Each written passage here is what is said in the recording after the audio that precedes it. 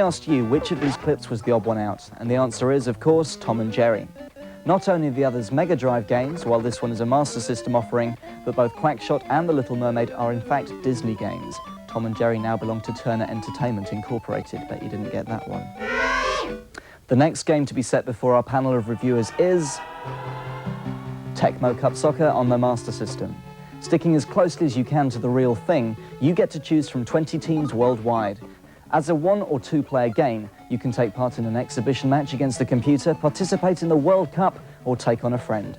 Pick your team, choose the strip colours from the palette, decide on the team formation and duration of the match, and you're off.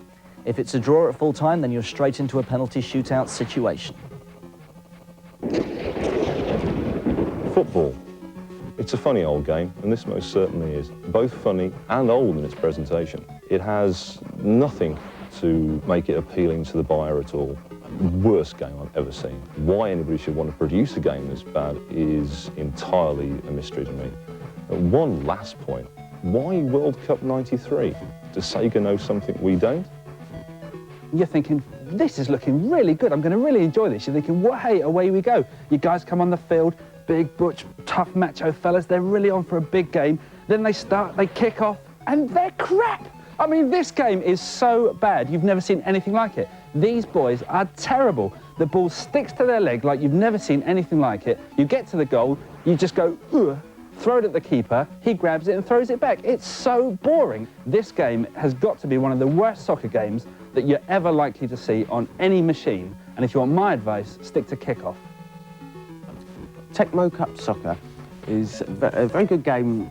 It's kind of quite fundamental and basic. There are now better games that you can get for the Mega Drive, but it's quite a good game. And then when there are 2 players kind of playing a match, then it's quite good fun. You get to go onto all these levels and get through the World Cup and all that business. So, yeah, I quite like that. Tecmo Cup World Soccer scores 3 out of 10. For me, this one gets 2 out of 10, and the reason it gets the extra 1 point to give it a 2 is because it's just so funny. You keep playing to see how rubbish it can really be. I would give Tecmo Cup Soccer about 7 out of 10. A 2, a 3 and an unbelievable 7 from Alex. This game is appalling. Still, with only kickoff out there for you Master System owners, it might just be worth investigation, but don't expect miracles. Anyway, now it's over to Jane for some serious hardware information. If you've got an insatiable appetite for the latest, hottest hardware, then you're probably no stranger to the many shops that boast shelves full of pricey imported gear. And you've also probably heard of the Turbo Duo CD-ROM.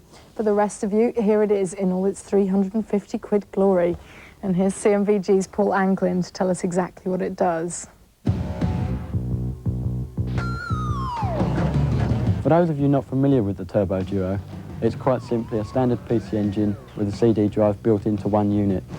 As any of you that know the PC Engine CD will know, most come with a standard system card. The Turbo Duo, however, has this built into the actual machine. Put next to the Mega CD, the Turbo Duo actually comes out quite favourable. It has a huge library of games readily available. Such titles as Lords of Thunder, Gates of Thunder and Rayzander 3 instantly spring to mind. But there are also many, many RPGs that can be imported from America, thus giving you English text, which is a huge advantage over the Japanese versions. The drawbacks with the machine include the huge price tag of £350, which is a lot to anybody's wallet. And of course you've got the slow disk access times. These don't range through every Turbo Duo game, but the ones that they are in, it really does hinder the gameplay. When all you want to do is get into the game, you don't want to be looking at a blank screen for 10 seconds or more.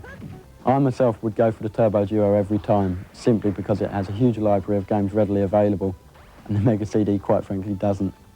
The other advantage of the Turbo Duo is the fact that it's a standard PC Engine as well, which for those of you who have never heard of it, is a very, very underrated machine. Let's get on to the last game of the evening.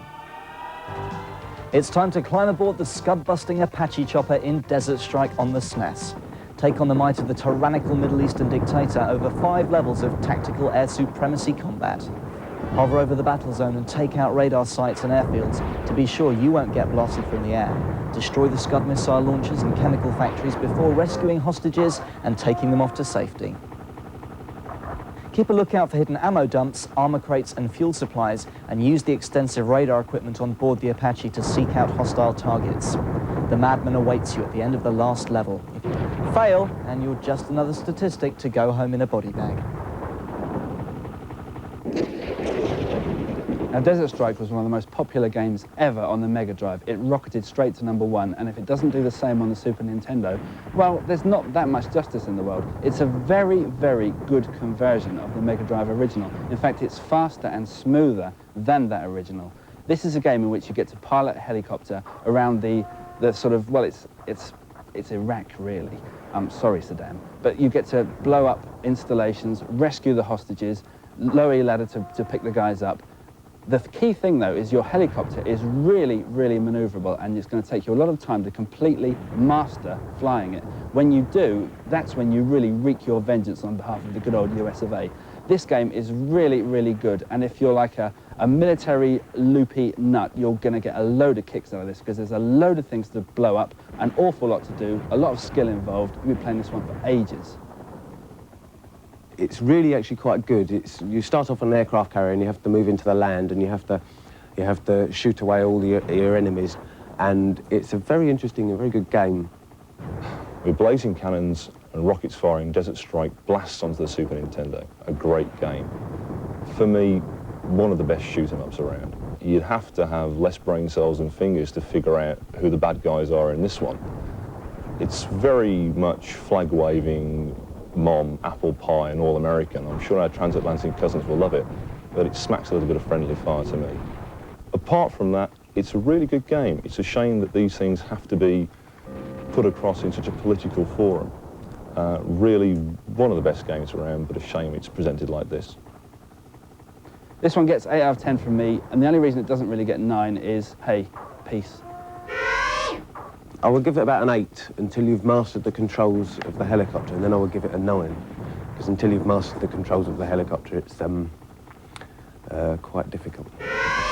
Desert Strike scores 7 out of 10, and I think you should buy it just to see what it's like.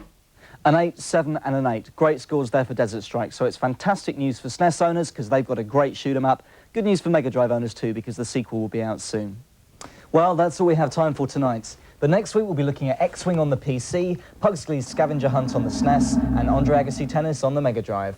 And I'll be giving you a glimpse through the goal net at the first ever Sensible Soccer World Championship, as well as taking a look at the new Nintendo 4-way adapter, which enables 4 players to play at the same time. Joining us in the House of Games will be East 17. Good night. Good night.